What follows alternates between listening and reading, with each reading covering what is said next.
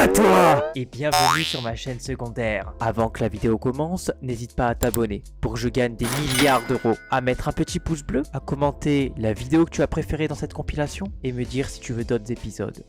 Du coup les frères, pour vous expliquer un petit peu ce soir, parce que j'avais expliqué un petit peu toute la semaine dernière ce qui allait se passer ce soir. Les frérots, du coup ce soir on va faire un concept qui va être 3 anecdotes, 2 vraies, une fausse. Cette édition, comme c'est la première que l'on fait, ça va être moi qui vais raconter des anecdotes et vous qui allez devoir voter dans le chat. Donc en tout, j'ai 8 catégories qui comportent 3 anecdotes. Et du coup pour ceux qui regardent la rediff sur YouTube, vous pouvez également jouer parce que à la fin de chaque catégorie, je vous dirai laquelle est la vraie, laquelle est la fausse.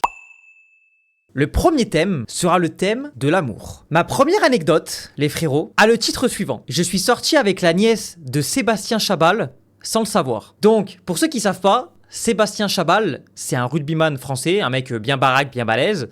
Et Sébastien Chabal, il vient de ma région. Moi, je suis de Valence. Et Sébastien Chabal, il vient de... Je crois pas de Valence directement, mais en tout cas des environs. Et en fait, quand j'étais au collège, donc en 6e, je suis sorti avec une fille. Je vais pas dire le prénom parce que déjà que c'est la nièce de Sébastien Chabal, si en plus je dis le prénom, je pense que je peux être dans la merde. Donc on va se taire. Mais en vrai, je suis sorti avec elle. Et forcément, c'était une amourette de collège. Donc en vrai, il n'y a pas eu grand chose. Juste on était en couple, donc en mode un bisou à la récré, c'est fini. Passé un moment, je saurais pas vous dire au bout de combien de temps. Mais elle m'a dit, en gros, qu'elle m'accusait de sortir avec elle parce que son oncle c'était Sébastien Chabal. Donc à ce moment-là, j'ai appris que son oncle était Sébastien Chabal, mais je n'étais pas au courant de ça. Donc en gros, je me suis fait, entre guillemets, accuser de michetonner une fille sous prétexte qu'elle était la nièce de Sébastien Chabal, alors qu'à aucun moment je ne savais que c'était la nièce de Sébastien Chabal. Donc ça les amis, c'est ma première anecdote. Deuxième anecdote. Ma deuxième anecdote, j'aurais pu la mettre dans la partie vie perso. Le titre, c'est ma dernière relation avec une fille date de la 5e. C'est-à-dire qu'en 5e, on a à peu près 13 ans. Du coup, depuis la 5e, je n'ai plus eu de copine. Pour la simple et unique raison que, en fait, déjà, j'étais moche. Donc, ça m'aidait pas trop avec les filles. Je suis sorti avec une fille en 5e. Ça s'était fini où j'avais eu un petit chagrin d'amour. Bon, encore une fois, c'était une relation où en mode tu fais un bisou à la récré et c'est censé être ta meuf, entre guillemets. Donc voilà. Mais j'étais un petit peu trauma entre guillemets de cette relation, ce qui fait que j'ai jamais eu le courage de retourner voir une fille sur la fin de mon collège.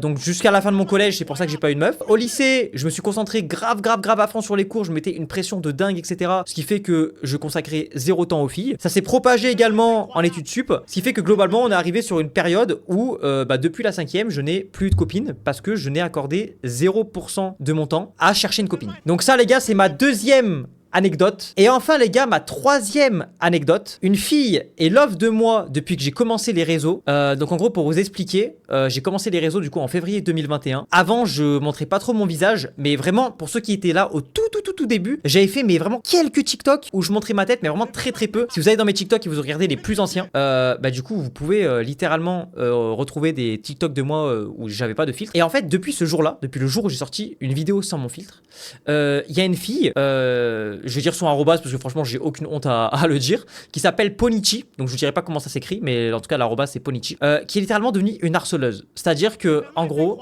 elle est love de moi depuis que j'ai commencé les réseaux. Donc depuis ce jour-là, que ce soit dans les commentaires TikTok, dans mes messages Instagram, dans les identifications Instagram, j'ai littéralement elle, au minimum, franchement au minimum, je dirais peut-être 3-4 fois par semaine, qui m'identifie, qui m'envoie des messages, qui est sous mes TikTok, etc. Et c'est tout le temps des messages en mode elle est love de moi, vraiment une psychopathe, tu vois, qui est vraiment trop love de moi, enfin, je sais pas dire love de moi, mais qui, tu vois, genre comme si elle se projetait avec moi alors que je la connais même pas. Et du coup, cette situation, elle dure depuis février 2021. Et en fait, juste, je la calcule pas parce que au début, déjà, je trouvais ça bizarre qu'elle commente autant mes vidéos, etc. alors que je la connaissais pas.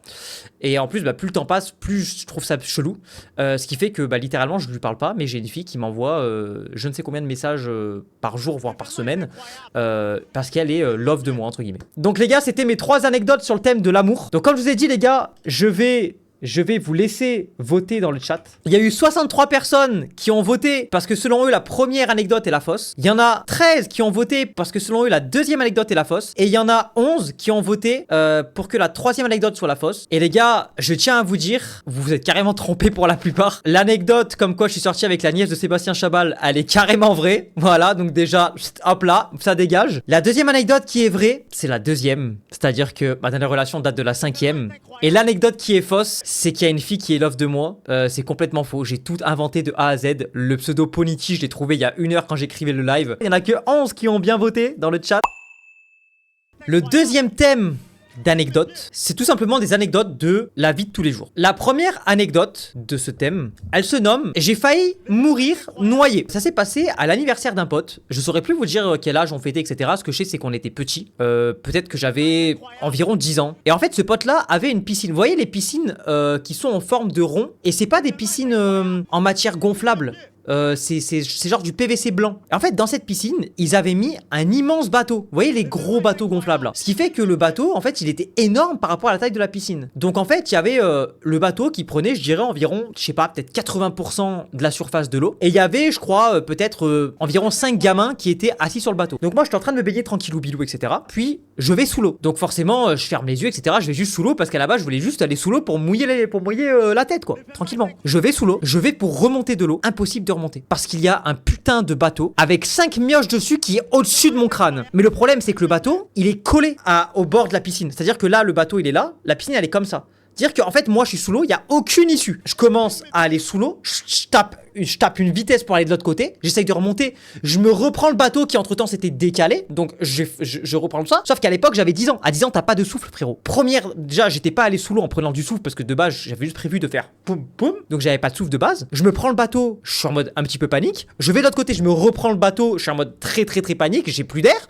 Je revais de l'autre côté, et là, frérot, j'ai eu de la chance, ma tête allait passer, je dirais, avec ça de distance entre le bord de la piscine et le bateau parce que le bateau il recommençait à bouger de l'autre côté. Donc ça veut dire j'ai littéralement failli die à cause d'un fucking bateau à l'anniversaire de mon pote. Donc ça les gars, c'est ma première anecdote. La deuxième anecdote, elle porte le titre suivant. Je me suis déchiré le mollet en enlevant une chaussure. Voilà, donc c'est vraiment clairement la blessure de con. Donc en fait moi je faisais du foot quand j'étais petit, j'ai fait énormément de foot. J'ai joué pendant je pense plus de 15 ans au foot. Pour ceux qui font du foot, vous le savez, mais les crampons, quand on les serre de tu vois, tu les serres bien. Ce qui fait que même quand t'enlèves la boucle de tes lacets, tu sais, la chaussure elle reste quand même collée à ton pied. Donc moi en fait globalement j'ai voulu faire ça et tirer ma chaussure, tu vois. Donc en mode je tire ma chaussure et boum je l'enlève, tu vois. Donc ça c'était le projet de base. Sauf que le problème des crampons, c'est que comme ils étaient bien serrés, j'ai commencé à tirer comme ça. Sauf que la chaussure était trop collée à mon pied. Et donc en tirant, il y a littéralement toute cette partie là derrière là qui s'est déchirée. Donc en gros je me suis éclaté la gueule, enfin pas la gueule mais plutôt le mollet, en voulant tirer une chaussure en rentrant du foot, en voulant juste enlever ma chaussure quoi. Et enfin les frérots, ma troisième anecdote, j'ai failli perdre un œil. Et quand je dis j'ai failli perdre un œil, c'est j'ai vraiment failli perdre un œil. En gros, pour vous expliquer, quand j'étais petit, donc c'était un collier de perles avec un élastique, mais tu sais, les genres d'élastiques qui sont transparents. Tu vois, les colliers qui ont des élastiques transparents et qui sont étirables comme ça. T'as aussi des matières bracelets, souvent avec des perles, et tu peux les tirer, tu vois, ils sont étirables. Ma mère me dit, avant d'aller te coucher, enlève ton collier. Moi, je suis têtu, je suis en mode, c'est mon collier, je ne l'enlève. Donc, je n'écoute pas ma mère et je vais me coucher avec mon collier. Je crois que c'était à peu près en juin que ça s'est passé. Donc, vous voyez, en juin, il commence à faire chaud. Donc, en plus, j'étais petit, donc j'étais allé me coucher peut-être vers, on va dire 20h30, 21h à tout casser. Ce qui fait qu'il fait encore chaud dans ta chambre, donc t'arrives pas à t'endormir tout de suite. Donc tu sais, je commence à m'ennuyer, je tourne, change de position, etc. Puis à un moment donné, je me fais vraiment chier. Donc je me pose comme ça sur le dos, tu vois. Et puis du coup, bah tu sais, je commence à jouer avec mon collier comme ça. Et en fait, je commence à jouer. Donc au début, je le tire comme ça, tu vois, je le tire. Voilà, juste je m'ennuie, un mec qui s'ennuie, donc je tire mon collier, je tire mon collier. Et puis petit à petit, tu vois, comme je m'ennuyais, je me dis, bah il serait marrant de le tirer un peu plus, tu vois. Donc je tire un peu plus, poum, je le lâche. Puis ça me fait mal, donc tu sais, je suis con, donc je trouve ça drôle. Donc je commence à le retirer plus loin, je le relâche, ça me refait mal. Puis je retire plus loin, je relâche, ça me refait mal. Et puis je me dis là, il faut que je fasse le truc ultime jusqu'à où il va tenir. Je tire, je lâche et je sais pas comment, parce que c'est dans le noir, donc je sais pas exactement ce qui s'est passé. Le collier, au lieu de revenir là, comme à chaque fois, j'ai dû peut-être avoir un certain angle. La perle, elle est allée dans mon œil et j'ai vu un éclair blanc. J'ai jamais vu ça de ma vie, autre part même un orage, ça a jamais fait ça dans mon œil. En mode panique et tout, mais moi je veux pas le dire à ma mère parce que du coup, elle m'avait littéralement dit d'enlever ce collier là. Sauf que moi je sens qu'il y a un truc qui va pas. Donc je descends en vif de mon lit, je vais à un miroir, je regarde, sauf que j'arrive pas à voir, tu vois, j'arrive pas à voir ce qui se passe sur mon œil, etc. Après je descends du coup de mon lit, je dis à ma mère putain je vois plus rien et tout, nanana. Mais tu sais elle comprend pas elle parce que en mode je suis juste allé me coucher il y a 2 secondes. Et en fait du coup de ce que ma mère m'a raconté, la rétine elle était retournée, il y avait une boule de sang qui commence à se créer, etc. Donc ma mère elle est allée direct à la salle de bain pour se rincer la gueule, etc. Se mettre de l'eau sur la tronche. Je suis parti à l'hôpital. À l'hôpital, ils m'ont pris en urgence de fou. Ils ont fait venir un ophtalmo d'urgence, etc. Ils m'ont mis de la crème et tout. Tous les jours, fallait que j'aille à l'hôpital et tout pour faire tout ça. Avec le temps, Dieu merci, je sais pas quelle étoile m'a sauvé, mais Dieu merci, mon œil s'est réparé petit à petit. J'ai pas retrouvé la vision d'avant parce qu'avant j'avais 10 sur 10 aux 2 yeux.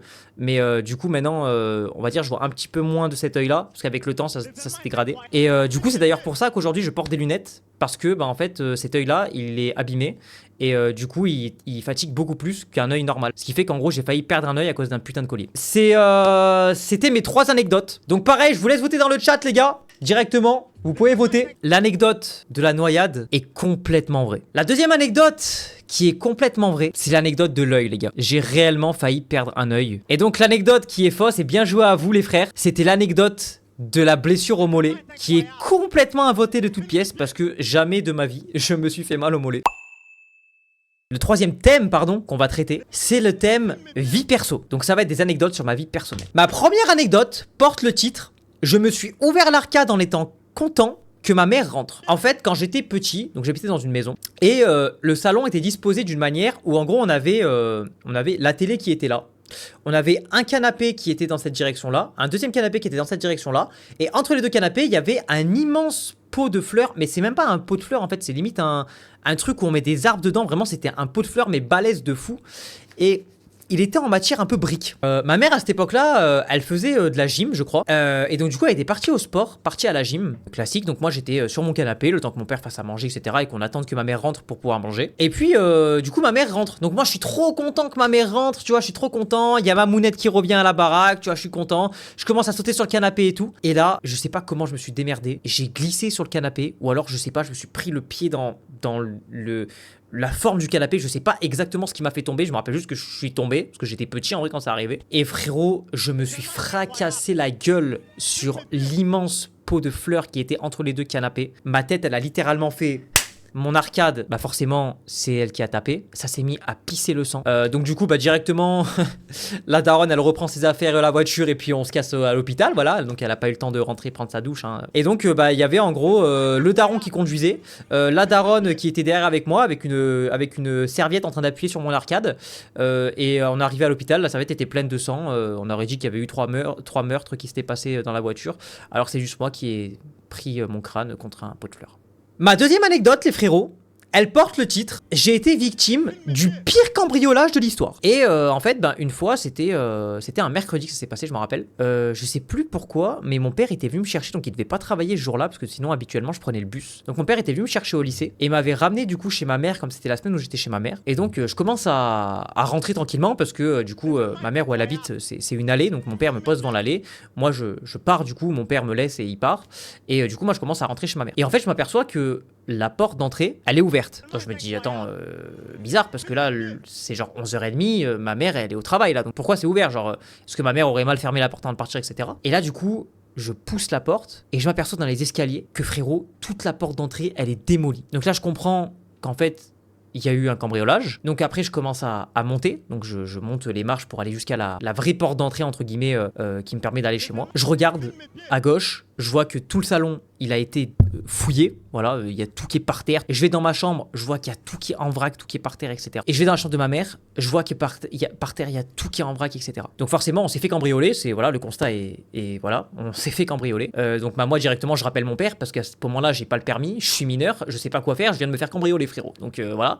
Donc je rappelle mon père revient, il constate qu'effectivement on s'est fait cambrioler, donc on appelle la police. Ma mère, elle rentre du travail, etc. Parce que, comme je vous ai dit, elle travaillait à ce moment-là. Elle rentre du travail, donc pareil, la police vient, il y a la police scientifique et tout. Et donc une fois que la police scientifique est passée, d'ailleurs, enfin avant que la scientifique passe, il faut que tu touches à rien. Donc si tu veux, tu peux pas constater qu'est-ce que tu t'es fait voler, etc. Tu sais pas. Et c'est qu'une fois que la police scientifique est passée, que là, du coup, tu peux faire entre guillemets l'inventaire de tout ce que tu as, tout ce qu'il te reste, et savoir globalement qu'est-ce que tu t'es fait voler. Et les gars, tenez-vous bien. On a rangé toute la maison. Vous savez ce qu'ils ont volé au final? Ils ont volé des pantalons à ma mère. Mais genre quand je dis des pantalons, c'est genre des leggings, tu vois, que t'achètes genre chez Tati, tu vois. Genre parce que faut savoir que dans ma famille, on porte aucune marque. On vient pas dans l'endroit où il y a de l'argent, donc il n'y a pas de truc de marque. Ils ont volé des leggings à ma mère. Ils m'ont volé des parfums vides.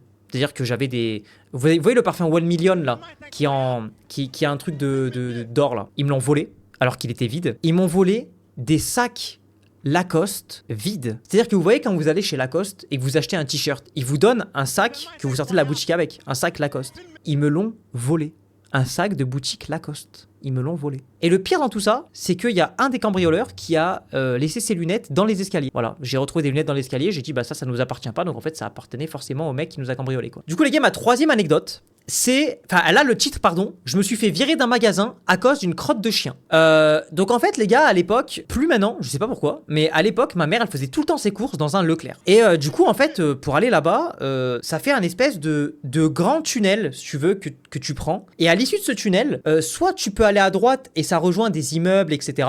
Soit tu peux aller tout droit et donc tu vas dans le Leclerc. Faut savoir, du coup, ce tunnel-là était beaucoup emprunté, donc certes par les clients qui allaient chez Leclerc, mais également par les gens qui habitaient les immeubles, etc. Parce que si tu prenais dans l'autre sens cet immeuble-là, ce tunnel-là, pardon, depuis les immeubles, t'arrivais à un parc. Et donc en fait, les gens qui habitaient dans les immeubles, notamment ceux qui avaient des chiens, bah ils passaient par ce tunnel-là pour aller sortir leurs chiens, faire leurs besoins, etc. Et en fait, je fais pas attention, mais sur le trajet, je marche sur une crotte de chien. Mais je m'en rends pas compte, parce qu'encore une fois, j'étais petit et puis, c'est une crotte de chien, quoi, donc je m'en rends pas compte. Et en fait, du coup, bah, on commence à faire les courses, etc. avec ma mère et tout ça. Et puis là, il y a un vigile qui vient nous voir. Donc nous on comprend pas, parce que quand un vigile vient te voir, c'est généralement soit que t'as volé, soit que je sais pas, t'as perdu un truc ou quoi. Enfin voilà, mais il s'est passé un truc avec toi. Sauf que nous, on est clean, tu vois, on n'a rien fait, etc. Et le vigile il nous dit, écoutez madame, je suis désolé, mais là va falloir sortir du magasin avec votre fils. Donc ma mère elle comprend pas, elle croyait que j'avais fait une connerie qu'elle avait pas vue, etc. Elle lui dit bah pourquoi, enfin tu sais, on n'a rien fait. Et en fait il commence à, je pense qu'il avait la honte d'expliquer, donc il commence à montrer du doigt. Et en fait les gars, j'avais littéralement fait le petit poussé dans le Leclerc, c'est-à-dire qu'en fait, il y avait littéralement la trace de ma chaussure qui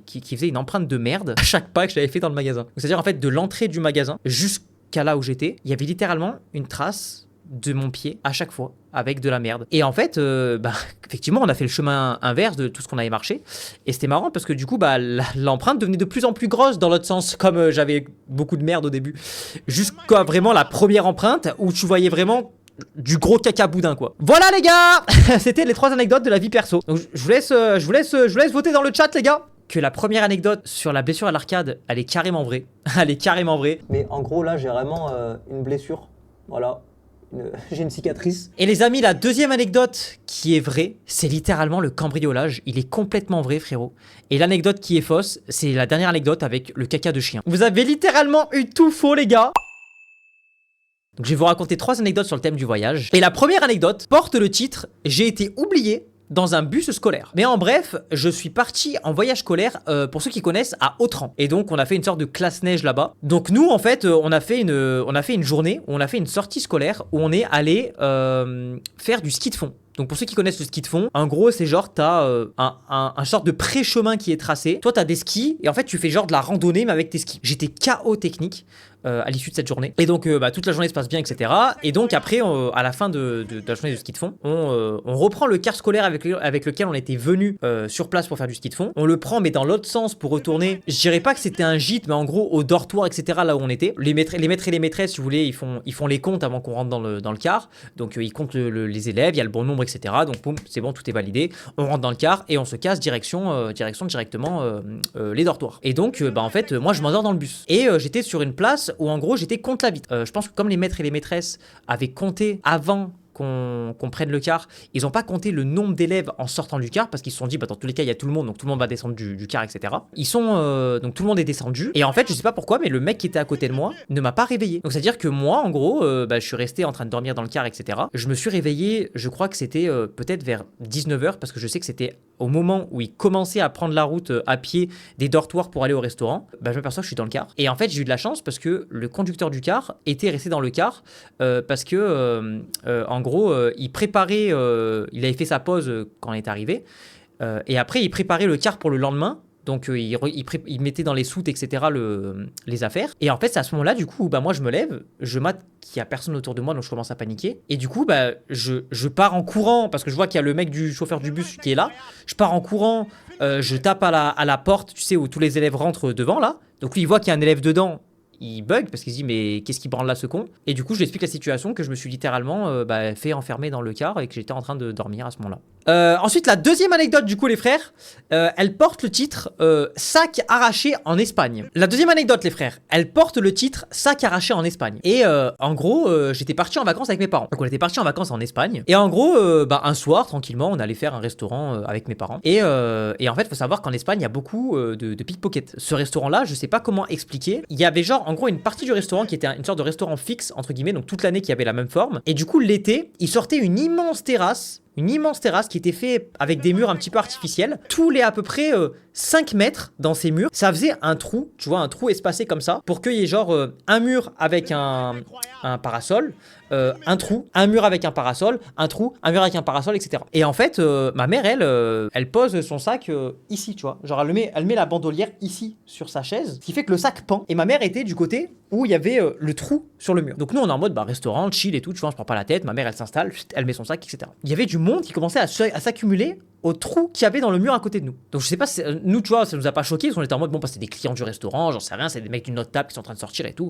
Voilà, on n'y prête pas spécialement attention, on est en mode chill, on fait un resto et tout. À un moment, tu vois, je sens un truc dans le coin de mon œil qui est en train de bouger. Moi, ça me perturbe, je bouge ma tête vite fait, et là, je vois littéralement le sac de ma mère qui est en train d'être pris au ralenti, tu vois, comme ça, par une personne qui a mis sa main, tu vois, dans le truc du mur là. Moi, je vois le sac qui part avec le mec. Donc là, on est en mode, bon, dans ma tête, ça fuse en mode pickpocket. Je dis, putain, maman, ton sac. Là, ma mère, elle se retourne, elle voit le mec. Donc ma mère, elle arrive à attraper le gars. Mais du coup, le gars, forcément, il se débat, donc il fait tomber le sac et il se barre en courant. Sauf que moi, du coup, je commence à taper une déterre. Alors, j'étais au collège, j'étais tout petit, hein. Je commence à sprinter le gars. Donc forcément, insulte dans tous les sens et tout, de la part de ma mère, de moi-même, de mon père, etc. Moi, je commence à le courser. Mon père, il pouvait pas courser parce que lui, il était bloqué de l'autre côté de la table. Donc le mur était pas accessible pour lui, le trou dans le mur plutôt. Je commence à sprinter, etc. pour attraper le gars, parce qu'on sait jamais, tu vois, il a reposé le sac, mais autant il a pris ce qu'il y avait dedans, tu vois, on n'a pas, je sais pas ce qui s'est passé. J'étais à ça de lui envoyer une balayette laser, parce que je l'avais rattrapé en vitesse, parce que du coup, en gros, il avait traversé la route, et il y avait du coup plein de voitures dans tous les sens, donc moi je commence à le suivre en même temps. J'étais à ça de pouvoir lui envoyer une balayette laser, et là j'entends mon père qui lâche un coup de Haki des rois, il me dit, Chilad, reviens ici tout de suite, nanana. Donc moi je m'arrête tout de suite, tu vois, parce que c'est le daron qui parle, et moi tu sais, j'avais trop le seum, parce que j'étais en mode, putain, j'étais à ça de le balayer. Et mon père il commence à m'engueuler de fou, il me dit, mais t'es fou quoi, tu vois, c'est un pickpocket, c'est bon, il nous a rendu le sac, on va regarder s'il y a rien et tout.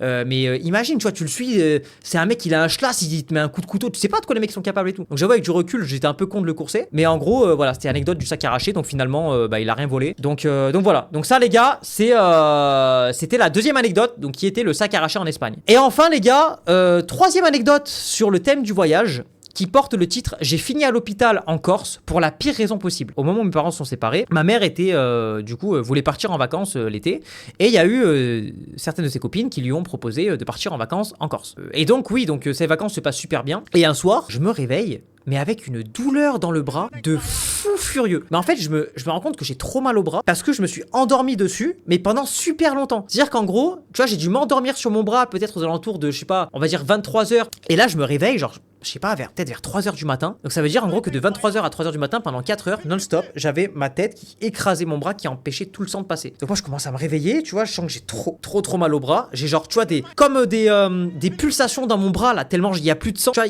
ça se met à pulser, etc. Vraiment, j'ai trop mal au bras de baiser, ça m'enclenche. Ça va faire des petites phases où je suis en mode, wesh, tu vois, genre, à souffler un peu et tout. Donc forcément, ça réveille ma mère parce qu'elle dormait à côté de moi. Ma mère, elle me dit, qu'est-ce qui se passe et tout. Je dis, bah, je lui explique la situation. Elle me dit, bah, c'est rien, t'as dû dormir sur ton bras, t'inquiète, attends 5-10 minutes, ça va passer et tout. J'attends 5-10 minutes, ça passe pas, j'ai encore mal et tout. Et donc, ma mère, elle réveille une de ses copines qui était la copine qui avait la voiture pour les vacances. Et elle lui dit, bah écoute, Diane, il a mal au bras, est-ce que tu peux nous poser à l'hôpital parce que peut-être qu'il a un truc, j'en sais rien, tu vois. Donc, je vais à l'hôpital, je lui explique la situation. Donc, forcément, je t'avoue, quand t'as mal au bras à l'hôpital, t'es loin d'être le mec prioritaire. Sauf que la situation, elle change pas, c'est-à-dire j'ai tout le temps trop mal au bras. Ça m'enclenche.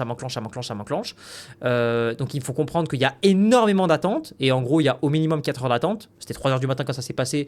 Donc en gros, je serais pas passé aux urgences avant à peu près 7-8 heures du matin pour un mal de bras. Et au moment où on commence à aller dans la salle d'attente, etc., il y a littéralement un mec qui est sur civière parce que le mec a fait un arrêt cardiaque. Donc ils mettent un mur artificiel autour de lui. Ils commencent à lui envoyer des coups de défibrillateur, etc.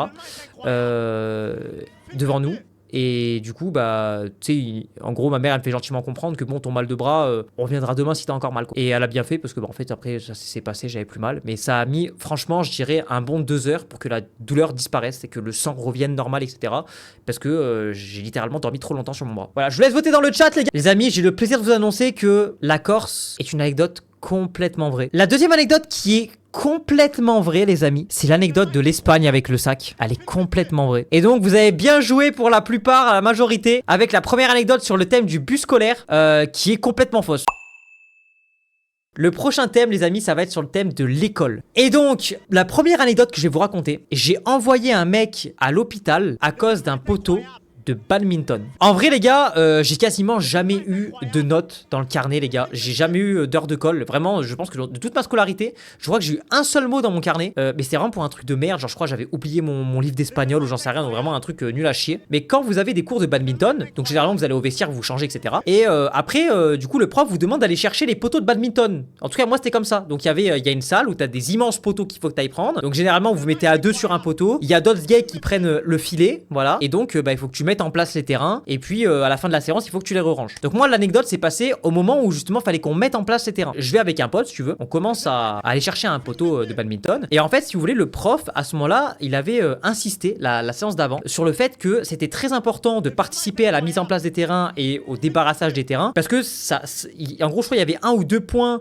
sur la moyenne qui comptaient sur la participation des élèves. Donc il y en a qui avaient entendu ça la semaine d'avant, qui n'avaient jamais fait l'effort auparavant de porter des poteaux. Donc nous comme d'habitude avec un pote de classe à deux on y va, on prend notre poteau etc, on commence à le porter. Donc je prends un bout, il prend un bout, on commence à porter et aller direction le gymnase pour mettre les poteaux dans les trous. Et en fait au moment où on est en train de porter, il y a un mec, vous voyez un peu le cassos de la classe, qui commence à faire chier mon pote en voulant prendre sa place de tenir le poteau pour en mode lui aussi avoir des points du coup sur la participation. Tu vois, il était en mode bah vas-y enlève-toi, toi tu portes tout le temps, moi je vais prendre ta place. Donc tu sais nous on le regarde en mode bah gros tu sais il y a d'autres poteaux, il y a d'autres filets, enfin tu sais va en prendre toi tu vois, mais nous on est en train de porter voilà. Et tu sais il insistait, c'était genre le cassos de la classe qui est complètement débile, donc il voulait vraiment porter le poteau. Donc tu sais nous ça commence un peu à nous saouler etc. Tu sais en plus il tire le poteau, donc moi je suis en train de tirer de l'autre côté, donc si tu veux je suis en train de vaciller dans tous les sens pour essayer de tenir un poteau, déjà ça me fait chier de le tenir. Et le frérot continue de forcer tu vois, jusqu'au moment où du coup il commence à littéralement prendre la place de mon pote, donc il enlève mon pote, il prend le poteau, et tu sais, il commence à faire le sgeg, tu sais, à prendre le poteau, le faire bouger, le mettre au niveau de sa tête et tout, sauf que moi, tu vois, comme je t'ai dit, ça commence à me gonfler, parce que je porte de l'autre côté, je suis en train de douiller dans tous les sens, comme ça, là, et ça commence à me gonfler, surtout qu'il a pris la place de mon pote. Donc tu sais, il continue, je lui dis arrête, il continue, je lui dis arrête, il continue, ça commence à me saouler,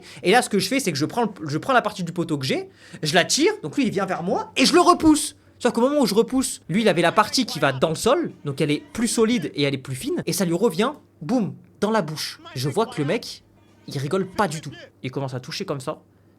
Il voit sa main. Il y a du sang. En lui mettant le coup, déjà, il y avait une partie de sa lèvre qui s'était ouverte. Mais en plus, sa gencive s'était ouverte. Et il y avait une partie de sa dent qui s'était fissurée. Et du coup, il est parti à l'hôpital pour se faire recoudre et la lèvre et la gencive. Ensuite, anecdote numéro 2, les gars. J'ai sauté le CP grâce à des cahiers de vacances. Donc, pour vous expliquer, sur les grandes vacances, du coup, tu passes de la grande section au CP. Je sais pas pourquoi, mais j'ai eu une matrix où je voulais trop faire des cahiers de vacances. Premier jour des vacances, j'ai à ma mère, maman, je veux un cahier de vacances. Donc ma mère, elle m'achète un cahier de vacances, elle pensait que ça allait me faire les 2 mois. Gros, je tryhard le cahier de vacances. En 2 jours, il est fini. Je dis maman, je veux un autre cahier de vacances. Elle m'achète un autre cahier de vacances. Pareil, je tryhard. En 2 jours, il est fini.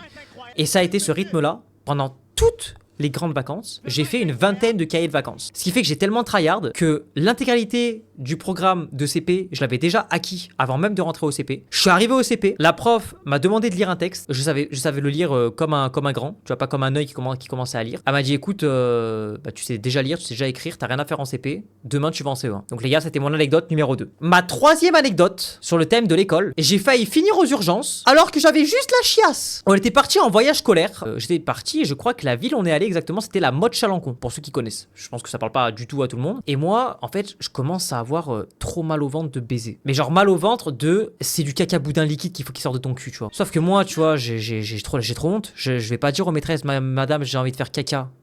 Voilà, donc j'ai la honte de lui dire ça, donc je lui dis pas ça à la maîtresse. Donc la maîtresse commence directement à voir que moi je suis pas bien. Et donc là je lui dis madame, tu sais j'ai mal au ventre et tout. Mais tu sais elle capte pas la subtilité du j'ai mal au ventre. Tu vois, moi je lui dis j'ai mal au ventre en mode elle va comprendre que vas-y allez aux toilettes, tu vois. Et là elle commence à me dire ça fait longtemps que t'as mal au ventre. Ça fait un jour quoi. Elle me dit ah ouais et t'as mal où exactement? Alors tu sais moi je commence à lui inventer des mythos, donc je dis c'est je sais pas, un peu en bas à droite à peu près. Sauf qu'en bas à droite, c'est l'appendicite. Donc la professeure, si vous voulez, elle voit un élève en sortie scolaire, qui se tord de douleur en ayant mal au ventre, qui a mal depuis un jour, c'est-à-dire un mal de ventre persistant, qui plus est une douleur en bas à droite. Sauf que moi, je voulais juste aller chier du cul, quoi. Donc en fait, les maîtresses, elles commencent tu vois, un peu à stresser. Et puis surtout, ma maîtresse commençait à stresser les autres, parce que ma maîtresse était plus jeune. Et puis après, tu vois, vient la fin de la soirée, et faut qu'on rentre dans nos chambres. Donc tu sais, elle était toujours un petit peu en panique, mais elle se dit, bon, on va voir, parce que tu sais, il n'y a pas eu de vomissement, il n'y a rien eu encore, donc voilà. Et donc en fait, après, je rentre dans ma chambre. Premier réflexe, je cours aux chiottes, parce que je sens que là, il faut absolument que j'y aille, sinon je vais faire dans mon froc. Et en fait, juste, je me pose, je pousse, et frérot, je pisse du cul, quoi. Vraiment, je pisse du cul, parce que j'ai la chiasse de dingue. Et donc en fait, après s'est passé. Mais j'avais appris entre temps que les maîtresses avaient déjà commencé à contacter mes parents en mode est-ce qu'il a déjà eu des trucs comme ça, parce que bah, sinon là en fait s'il se passe rien, s'il y a aucune s'il y a rien qui se passe, s'il y a rien qui évolue on va dire dans le bon sens avant la fin de la soirée, on l'amène à l'hôpital. Donc j'ai littéralement failli finir aux urgences en plein voyage scolaire alors que j'avais juste la chiasse du cul quoi. Ce sont mes 3 anecdotes. Donc je vais vous mettre un sondage dans le chat directement. Vous allez pouvoir voter pour laquelle est la fausse. Ok les amis, donc les votes sont finis. J'ai l'honneur de vous dire que l'anecdote de sauter le CP est carrément vraie. J'ai l'honneur de vous dire également l'anecdote qui est également vraie. C'est tout simplement la 3e anecdote sur le thème de la chiasse. Elle est carrément vraie frérot. Les maîtresses étaient en panique, c'est carrément vrai. Et donc l'anecdote qui est complètement fausse, inventée de toutes pièces, c'est littéralement le poteau de badminton. Ça a jamais eu lieu. On va passer directement au thème du sport les amis. Ma première anecdote repose sur le titre et j'ai mis un triplé contre mon ancienne équipe de potes. Donc pour vous expliquer, comme je vous ai dit, j'ai fait du foot pendant très longtemps. Je crois à peu près une quinzaine d'années. Et en fait, quand j'étais en 5e, j'ai eu l'information que dans une ville proche de la mienne, il y avait un collège qui existait qui avait une classe foot. Donc en fait, c'était une sorte d'école de foot à petite échelle qui te permettait globalement d'avoir des cours, mais d'avoir surtout un emploi du temps aménagé dans lesquels tu as des sessions où tu peux faire du foot. Donc je me suis dit putain, moi qui suis fan de foot, c'est incroyable. Donc je dis à mes parents que je veux changer de collège et tout pour aller. Et en fait, pour rentrer dans cette classe foot, ce qui est beaucoup plus avantageux, c'est que comme tu vas jouer avec des mecs dans ce collège-là, l'idée c'est que tous ces mecs soient à peu près dans la même équipe de foot pour tout simplement que les entraînements soient doublement efficaces. C'est-à-dire qu'à la fois tu t'entraînes avec des mecs au collège, plus tu t'entraînes avec eux en club. Donc en fait, ça fait un peu un aspect tryhard où c'est tous les mecs d'une même équipe qui appartiennent à un seul collège et du coup ça fait un double entraînement pour l'équipe et tout, donc ça permet d'avoir des meilleures performances. Donc moi je vais dans ce club, tout se passe bien, franchement j'ai un bon niveau etc. Seulement dans ce club les gars, il y avait un phénomène qui malheureusement est présent dans énormément de clubs, c'est qu'il y a des parents qui faisaient littéralement de la lèche à l'entraîneur. Et donc l'entraîneur n'était pas libre de ses choix parce que il essayait de satisfaire les besoins de ceux qui venaient lui lécher le cul et donc il faisait beaucoup jouer par exemple les enfants de ceux qui étaient les présidents du club, étant donné que c'est le président du club qui le payait, voilà, ou qui payait par exemple ou qui faisait jouer par exemple les enfants des partenaires du club vu qu'ils apportaient de l'argent au club, tu vois. Et donc en fait moi j'étais beaucoup mis de côté dans cette équipe et je jouais quasiment jamais avec l'équipe 1 mais avec l'équipe 2. Et moi j'étais hyper frustré parce que j'avais largement le niveau de jouer dans l'équipe 1. Il arrive un moment où dans le championnat, l'équipe du nouveau club dans lequel je jouais, va jouer contre l'équipe de l'ancien club dans lequel je jouais, où il y a littéralement tous mes potes qui jouent. Et là, du coup, le vendredi, à chaque fois, tous les vendredis, il annonce quels joueurs sont pris pour jouer en équipe 1. Et donc, parfois, je jouais avec l'équipe 1, etc. Et là, j'étais trop content. Je me disais, putain, j'ai fait des bons entraînements, etc. Je vais jouer et tout. Et il m'annonce pas du tout dans le groupe. Et du coup, moi, je me mets à chialer comme une merde, parce que je suis en mode, vas-y, c'est bon, tu vois, genre, il y a un seul match que j'ai envie de faire dans ma vie, parce que là, je vais rejouer contre mes potes. S'il y a un seul match que j'ai envie de faire dans l'année, c'est celui-là. Mon père, il voit que je reviens en pleurant, donc il comprend pas, je lui explique, et du coup, il va parler à l'entraîneur. Il explique la situation, et l'entraîneur, du coup, comprend. Il était pas hyper chaud pour me faire jouer, mais du coup, il me prend quand même dans l'équipe. Du coup, moi, je suis quand même un peu frustré, parce que c'est pas fait naturellement, mais je suis quand même content parce que je vais jouer contre mes potes ce week-end. Forcément, je commence remplaçant, dans le que j'étais pas prévu dans l'effectif. Mon équipe commence à perdre 1-0, je crois. Du coup, il me fait rentrer, donc il change d'attaquant. Je rentre, j'égalise. Ensuite, je remarque 2-1, et je remarque triplé 3-1 et on gagne le match. Et à partir de cette date-là, je n'ai plus jamais joué en équipe 2 parce qu'il a compris que j'étais bien meilleur que l'attaquant qu'il avait. Ma deuxième anecdote, les gars, qui est une anecdote beaucoup plus récente, c'est j'ai mis un KO à un entraînement à un débutant sans faire exprès. Et donc je me suis mis à faire de la boxe française, pour ceux qui connaissent. J'ai commencé en octobre 2023 exactement. Première année forcément tu débutes, t'es très nul etc. Mais au fil du temps je prends en expérience, je commence à mieux savoir boxer. Et là du coup cette année-là, du coup jusqu'à juin 2025, j'ai fait du coup ma deuxième année de boxe française. Donc trop bien, j'aime trop etc. Et en fait le truc qui se passe c'est que généralement sur le mois de mai-juin il y a des débutants qui viennent pour essayer le sport, pour savoir s'ils vont prendre leur licence pour l'année prochaine. Moi en fait je t'avoue je viens à la boxe mais je calcule pas spécialement les têtes que je vois pas souvent parce que je suis en mode peut-être c'est des gens qui viennent mais pas les mêmes jours que moi ou j'en sais rien. Donc si tu veux il y a plein de gens que je vois à la boxe mais que je connais pas forcément parce que entre ceux qui viennent pas les mêmes jours d'entraînement que moi, ceux qui viennent rarement etc. Tu sais je sais plus trop si c'est des mecs qui datent de longtemps, des mecs qui savent boxer, pas boxer, donc en bref je sais pas trop. Et donc, si vous voulez, à la fin des entraînements, souvent on fait ce qu'on appelle des assauts en boxe française. Donc c'est des genres de combats, mais où tu vas mollo. Et en fait, ce jour-là, c'était du coup fin mai, je tombe pendant un de ces assauts sur un débutant. Mais je ne savais pas que c'était un débutant. Et en fait, ce débutant-là, donc je commence à boxer avec lui, et je vois que le mec sait pas du tout gérer sa force. Je comprends pas, parce que je suis en mode, bah les gars, normalement on fait de la touche, tu vois. Je vois qu'il envoie des grands crochets comme si je lui devais des sous, je comprends pas. Donc je vois, il fait plein de gestes brusques, tu vois. Donc avec un peu de chance, maintenant j'ai des réflexes, j'arrive à esquiver, etc. Et puis il y a un moment donné, en fait, où, pour ceux qui connaissent un petit peu la boxe, moi je vais pour lui envoyer un crochet. Donc en fait, si tu veux, je suis à bonne distance, donc tu veux, je me décale et je lui envoie un crochet. Sauf que je sais pas ce qu'il branle à ce moment-là, il fait plein de gestes brusques et tout. Il se penche en avant en même temps pour m'envoyer une patate, je sais pas comment on peut appeler ça, comme si on était des forains qui se battaient. Sauf qu'en fait, comme il va vite vers moi, il se prend mon crochet, mais genre peut-être 2 fois plus fort que la normale, parce qu'il y a ma vitesse à moi plus la sienne. Surtout que de base il m'avait tapé fort, donc j'ai voulu un petit peu lui rendre l'appareil, tu vois, lui montrer que vas-y tranquille. Comme il est descendu en même temps que moi j'envoyais le crochet, ça fait du coup double vitesse, mais en plus il se l'est prise dans le montant. Donc en fait le boug, boum, secoué, il tombe. Donc c'était pas non plus un KO où le mec il est inconscient, etc.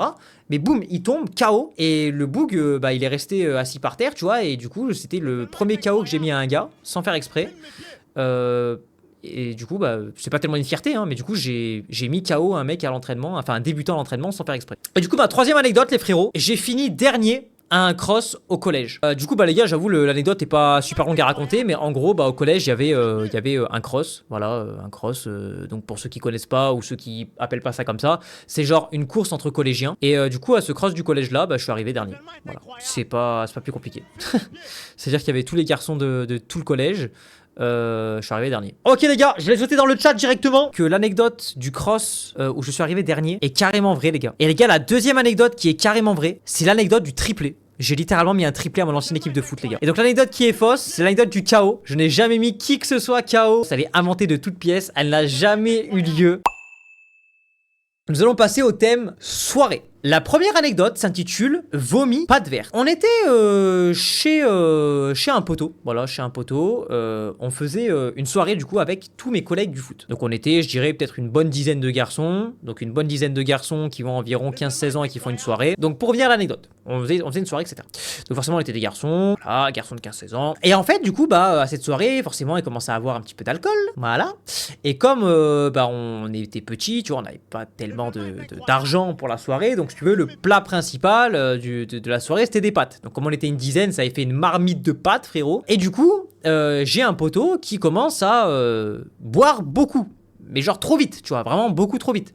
Et en fait, lui, il boit beaucoup et il boit du Jet 27. Donc pour ceux qui savent pas ce que c'est le Jet 27, c'est de l'alcool qui est vert. Donc normalement, c'est le genre de truc, tu bois en Dijon, tu prends un shooter, t'en bois un, fin, tu vois. Lui, il commence à faire le beau, il en prend un, il en prend deux, il en prend trois, il en prend je ne sais combien. Et donc, voilà. Entre-temps, il mange. Donc dans son bide, il y a un espèce de mélange qui se crée, si vous voulez, mi-pâte, mi-Jet 27. Ça fait un mélange du coup dans son bide. Et puis au bout d'un certain moment, ça ressort de son bide, parce que forcément, quand tu bois trop, tu vomis. Donc il commence à vomir. Donc heureusement, il a vomi déjà dehors. Et en fait, du coup, les pâtes étaient devenues littéralement vertes à cause du Jet 27. Et en fait, le lendemain matin, on n'avait pas vu ce que ça s'était passé la nuit. Mais du coup, de jour, on voyait qu'il y avait encore plein de bouts de pâtes, etc. Et le lendemain matin, sa mère, au mec chez qui on faisait la soirée, rentre. Et elle commence à gueuler, tu sais, en mode putain, vous avez foutu des pâtes au pesto de partout par terre, etc. Vous aurez au moins pu ramasser, etc. Et là, on la voit qui prend un sac plastique, un sac poubelle, et à ramasser les pâtes une par une, et toujours à râler en mode putain, mais sans déconner, les pâtes au pesto, quoi, putain, vous aurez pu les ramasser, quoi. Sauf que nous, on voit la scène de elle qui est en train de ramasser des pâtes de vomi vert dégueulasse qu'un mec vient de dégueuler, en croyant que c'était des pâtes au pesto. Donc, sur le coup, on était mi-gêné, mi-mort de rire, et en gros, c'était l'anecdote du vomi pâte verte. Ensuite, les gars, la deuxième anecdote, j'ai un pote qui a chié sur la voiture de ses voisins. Voilà, donc je vais pas vous faire un schéma. D'ailleurs, je viens de capter, mais les 3 anecdotes se sont passées chez le même pote. Du coup, ce pote-là, cette fois-ci, c'était pas une soirée où il y avait du monde, etc. C'est juste moi, je dormais chez lui. Cette fois-ci, c'était pas une soirée où il y avait du monde, c'est une soirée où il y avait du coup, moi, je dormais chez lui. En vrai, l'anecdote est très courte, hein, mais du coup, on commençait à parler du voisin, etc. Et il me dit, putain, gros, j'ai trop envie de chier. Viens, on va dans le jardin. Et littéralement, je chie sur la voiture du voisin. Du coup, il commence à faire ce qu'il vient de dire. Il pose son cul sur la portière de la voiture des voisins. Et en fait, il s'est passé d'une telle manière où sa merde est sortie en étant calée sur la poignée de son voisin. Et du coup, c'est comme ça que l'anecdote se termine. Il a chié sur la voiture de ses voisins. Et enfin, les gars, la troisième anecdote. On a failli incendier une maison à cause d'une chicha. Pareil, quand j'avais après 15-16 ans, c'est le moment où je commençais les soirées.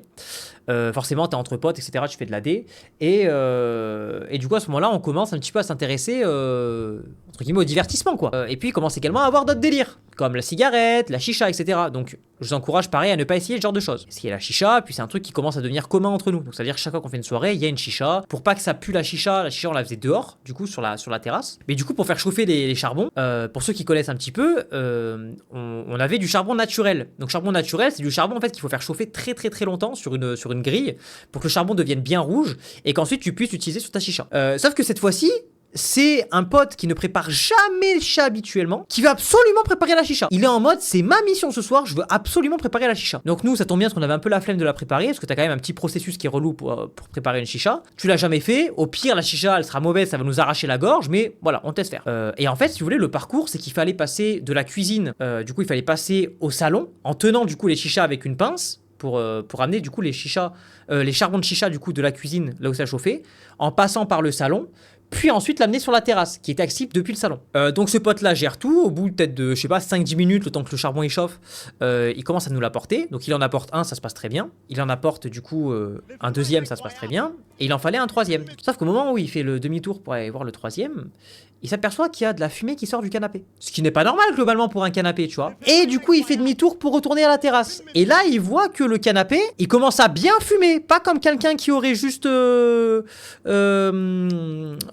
de la fumée, tu vois, avec sa bouche. Donc, il pose vite fait le charbon, il reva voir. Et en fait, il y a une partie basse du charbon qui tenait sur le premier ou deuxième aller-retour, qui est tombée littéralement sur le canapé. Donc, le canapé, si vous voulez, le charbon, il a commencé à rentrer en contact avec le canapé. Le canapé, c'était en matière un petit peu velours entre guillemets, donc c'est un truc qui commence à chauffer direct, tu veux, qui prend vite, donc ça commençait, si vous voulez, à faire beaucoup de fumée, tu vois, genre en mode la chaleur s'accumulait, etc. Le charbon commençait de plus en plus à s'enfoncer dans le truc. Avec un peu de chance, il a réussi directement à sortir le charbon. Tout le truc du canapé commençait à être cramé, tu vois, en mode ça commençait à brûler, etc. Et donc ça a foutu de l'eau dessus et tout ça. Mais en gros, s'il avait pas vu, je pense que le canapé entier aurait brûlé, et frérot va éteindre un canapé dans un salon.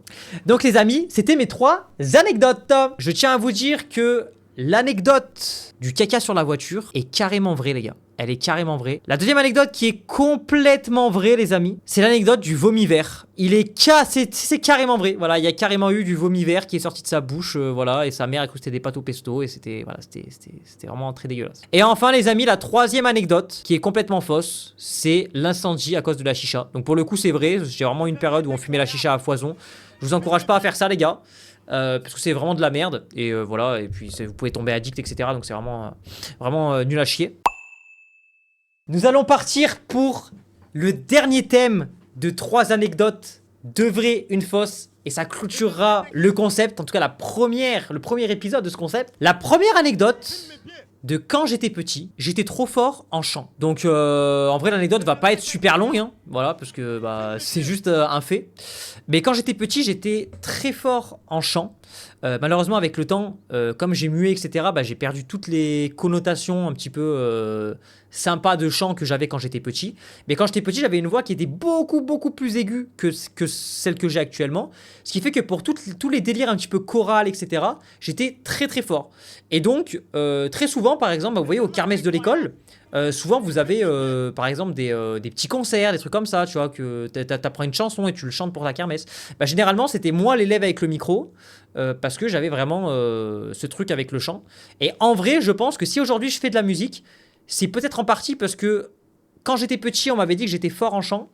Et donc, j'ai développé, entre guillemets, une passion pour la musique qui, avec le temps, s'est transformée en truc plus actuel. Et c'est moins du chant, mais plus du rap, de la musique, etc. La deuxième anecdote s'intitule « Chaussettes coupées ». Quand j'étais petit, comme je vous ai dit, j'étais beaucoup en vadrouille avec ma mère. Donc à la fois pour faire les courses, etc. Et puis, ce jour-là, on était parti dans un magasin que je pense beaucoup n'ont pas connu, parce que vous êtes jeunes et ce magasin, ça fait longtemps qu'il n'existe plus. Mais à l'époque, il y avait un magasin qui s'appelait Magdan. Et Magdan, c'était le genre de magasin qui ressemble un petit peu aujourd'hui au Jiffy, Centracor, tu vois. C'est le genre de magasin où tu as un petit peu tout. Et dans ce magasin, ils vendaient particulièrement 2 choses qui faisaient que j'allais souvent là-bas. C'était des caleçons Freegun, parce que oui, à l'époque, les caleçons Freegun, c'est sacrément à la mode, et des chaussettes à thème. Et il faut savoir que ce jour-là, dans le Magdan, les gars, il faut savoir qu'ils vendaient des chaussettes de l'Olympique de Marseille. Et quand j'étais petit, j'étais vraiment fan de l'Olympique de Marseille. Donc ma mère m'a acheté mes 3 petites paires de chaussettes de l'Olympique de Marseille. Donc moi, j'étais trop content. Je me suis dit, putain, pète sa mère. J'ai littéralement des chaussettes OM. Je suis trop content, etc. Je rentre à la maison. Directement, premier réflexe, je prends, j'enlève les chaussettes de leur emballage, j'en essaye une paire, etc. Et je sais pas ce qui me prend. Mais je me dis, putain, en fait, ce qui est à la mode, c'est genre les jeans troués, etc. Donc ce que je vais faire, c'est que je vais aller prendre un ciseau et je vais essayer de couper, mais doucement, tu vois, la chaussette, pour que ça fasse un petit peu un effet où, comme si c'était déchiré, mais pas en mode trou, tu vois, genre en mode, c'est un peu déchiré, mais ça fait pas un trou, tu vois, genre ça fera un petit peu un style. Forcément, ça a pas marché. Donc j'ai littéralement pris ma chaussette, j'ai coupé, mais du coup ça a littéralement fait un trou. Sauf que le fait que ça fasse des trous, je m'en suis aperçu que quand j'ai remis ma chaussette à mon pied. Et donc forcément ma chaussette était devenue une passoire quoi. Donc ma mère s'aperçoit de ça, elle comprend pas parce que elle vient littéralement d'acheter les chaussettes. Elle voit plein de bouts de tissu dans ma chambre et elle a compris que comme un gros trou du cul, j'avais littéralement découpé mes chaussettes.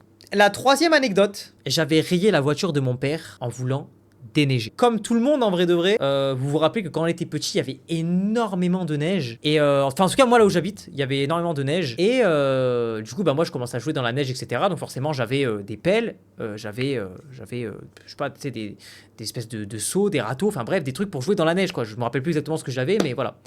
Et je me rappelle que j'avais une chose en particulier, c'était un râteau. Mais pas un râteau en plastique, un vrai râteau. Certes qui était petit parce que c'était pour ma taille, mais c'était un râteau avec un manche en bois, donc vraiment un truc métal solide quoi. Et je vois que mon père, si tu veux, il commence un petit peu à déneiger sa voiture parce qu'on va aller prendre la voiture pour justement aller au magasin ou je sais pas. Et donc je me dis putain mais en fait je vais littéralement aller aider mon père moi. Tu vois, je vois qu'il est en train de galérer etc.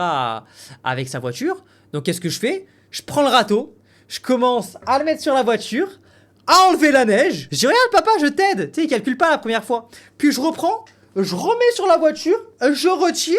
Regarde papa je t'aide. Là mon père il change de visage. Dégage. Et moi je comprends pas, j'ai voulu l'aider, j'ai fait quoi tu vois. Et en fait il commence à du coup enlever la neige avec sa main. Et c'était marrant parce que du coup t'avais vraiment les 4 premières traces de mon premier coup sur la carrosserie de la voiture.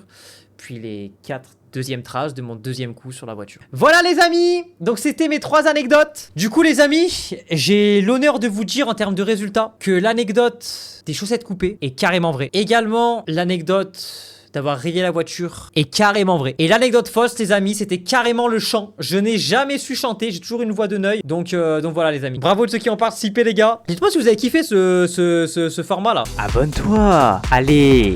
Allez. Allez. Allez. Allez. Allez. Allez. Allez.